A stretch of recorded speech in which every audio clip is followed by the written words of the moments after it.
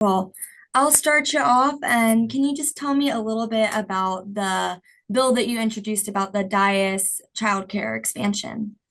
Well, Dyess Air Force Base is critically important to our national defense, and it's critically important to West Texas. It's a huge employer in Abilene, and I have spent 13 years in the Senate fighting to defend the men and women of the Air Force, the men and women of Dyess, and fighting to improve it. And the Child Development Center on Dyess Air Force Base is beyond capacity. The capacity exceeds the demand rather exceeds its capacity. And so I've introduced legislation to expand the Child Development Center so that we have the facilities that the children of our airmen and women deserve, to care for them, to educate them, to train them. And I'm going to be fighting for the Child Development Center to be expanded, $6.5 million expansion, so that we can adequately fulfill our responsibility to help take care of the kids of the fighting men and women who keep us safe.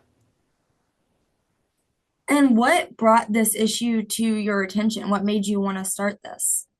Conversations with Dyess, with the leadership of Dyess, with the men and women stationed there, it was clear that the need exceeds the capacity, and so this is an improvement that needs to be done, and we're going to fight. We're going to fight, and we will get it accomplished because it's the right thing to do, and that's something I've spent my entire time in the Senate working with every military base across Texas. We have a lot of bases in Texas. And part of my responsibility is to fight for those bases, fight for the soldiers and the sailors and the airmen and Marines stationed on each of those bases, and among other things, to ensure that the physical facilities meet the needs, and if they don't, to do whatever is necessary to improve them, to make sure that we're doing right by our servicemen and women. And is there any kind of timeline yet for this? I, we just introduced it, so I'm going to be fighting to get it done, and it will take some time, but I will say we have a record at this point. In my time in the Senate, we have had a lot of big, successful pieces of legislation passed, focused in particular on military bases in Texas and improving them. Indeed, in the current version of the National Defense Authorization Act, there are two provisions related to Dyess, both of which I wrote, that are in the bill right now. That is moving. Congress will pass it in the next couple of months. This is a provision. I'm going to fight to move forward and pass it either as a freestanding bill or attaching it to another vehicle that is moving. And then for you personally, why is this so important? Well, it's my responsibility to fight for the men and women of Texas. I'll tell you, every morning I jump out of bed because I've got the incredible privilege of representing 31 million Texans and being the voice of 31 million Texans in the United States Senate, fighting for you, fighting for your jobs, fighting for your prosperity, fighting for your safety, the safety of your family, and fighting for your constitutional rights. And that is a joy every day. It is an incredible privilege, and fighting for the men and women of Dyess is an incredibly important responsibility. And then on that topic, do you have anything else that you would like to share that maybe I didn't ask about? Well, I will say another piece of legislation that just got passed was the One Big Beautiful Bill, which, as you know, is an enormous piece of legislation. I wrote many portions of the One Big Beautiful Bill. One of the most important, as it impacts West Texas, is provision establishing the livestock indemnity program. Now, this is a program that really came out of the wildfires that we had in the Texas Panhandle, and the wildfires did enormous damage. The wildfires killed over 12,000 cattle, did over $27 million in damage and loss to livestock. And so the livestock indemnity provision, it does two things. Number one, for any livestock that is lost to predation from a federally protected species, it indemnifies that loss of livestock at the rate of 100%. And then for livestock lost to natural disasters, such as wildfires, it indemnifies that livestock at a rate of 75%. And I specifically dated the provision to start January of last year so that it would encompass the Texas wildfires in the Panhandle. And so that is now relief to the farmers and ranchers who lost so many cattle, who lost so many calves, to provide some relief to help them rebuild and get back on their feet. And why is this important to you?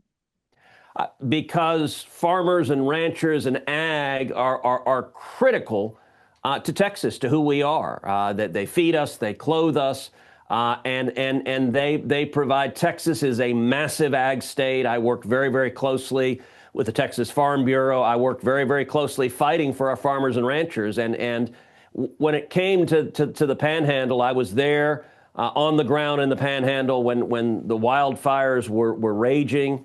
I was in the town of Fritch, a small town that had been devastated, met with the fire chief there, and asked at the time, said, did any firefighters lose their lives? And he said no.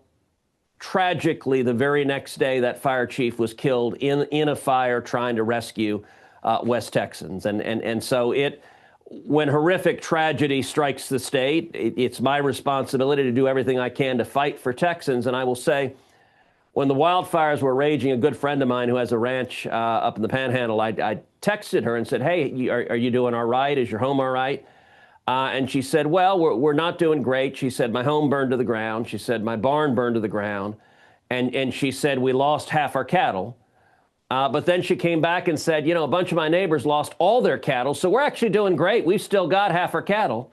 And it was a great example of just West Texas strong, Panhandle strong, the kind of fierce, resolute independence. She sent me shortly thereafter a photograph of her and her husband bottle feeding a baby calf because the calf's mother, her udders had been burned in the fire, and so the mother could no longer nurse her calf, and so they were bottle feeding the calf. She also showed me a picture, sent me a picture of a set of spurs that were her grandfather's spurs, and he had given them to her, and the spurs had been either in the house or the barn, and when it burned to the ground, everything burned to the ground, but the spurs obviously made it through, and so she rescued the spurs from the ashes. And I thought that was just a great illustration of who Texans are, and in particular who West Texas is. And speaking of disasters, everyone's talking about, the recent Texas floods in Kerrville and stuff.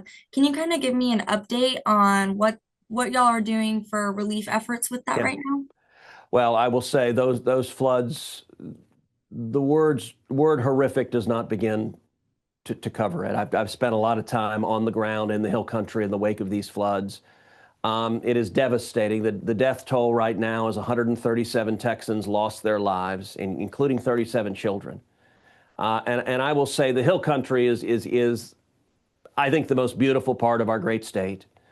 And in particular, Kerr County, as you know, there are camps throughout Kerr County that Texans from all over the state send their kids to. Heidi and I have sent our daughters to camp in Kerr County for a decade. Actually, Heidi was just there picking up our youngest daughter, Catherine, from camp the week before the floods occurred. And so this flooding, it hits home. It touches. Many of us have friends or loved ones who lost loved ones, lost children, and I will say in particular the devastation at Camp Mystic. Camp Mystic has been such an institution for the state of Texas. It's 100 years old. Was founded in 1926, and I will say I was on the ground in Camp Mystic.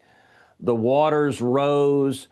The girls' cabins, you could see the water line. It was 8 feet high. And the tragedy of those little girls who lost their lives. I will say in 13 years, we see a lot of natural disasters in Texas. We're a big state. We see hurricanes and wildfires and tornadoes.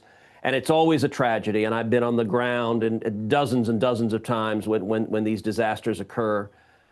This is the worst one I've ever seen. And it's the worst because just kids are different. And so many little girls lost their lives that I've spent a lot of time just with grieving families and parents. And when a mom or dad has lost their child, there's nothing you can say. There's nothing you can do other than just hug them, just love them, and for their friends and family to support them and pray for them. And I will say, in times of tragedy, there's a consistent pattern, and you see it over and over and over again. When tragedy strikes, when disaster strikes, Texans come together and we help each other. And the outpouring of support, the first responders who rescued, there were over 850 high water rescues during those floods. And we saw incredible Coast Guardsmen who risked their lives, and firefighters and police officers and just first responders across the board. It was remarkable that we did not lose many more people in those floods, and it was because of the heroism of so many Texans. And now we're coming together, and we'll come through and recover. The president has declared a national disaster. I can tell you, as the floods were occurring, I was on the phone with Governor Abbott, Lieutenant Governor Patrick, with Nim Kidd, who heads the Texas Department of Emergency Management. And then I called President Trump, and this was early in the flooding, and we were just getting the news of what exactly was happening. And I told the president, I said, Mr. President, from everything we know right now, this is bad. It is really, really bad. And we're going to need every federal asset on the scene and marshaled every federal resource. And the president said, Ted, whatever Texas needs, the answer is yes. And so I'm grateful the president stood up and was there. And the process of rebuilding, we will rebuild, and there will be federal assistance in doing so. We'll get it done, but it's going to be a long process because the damage was utterly devastating.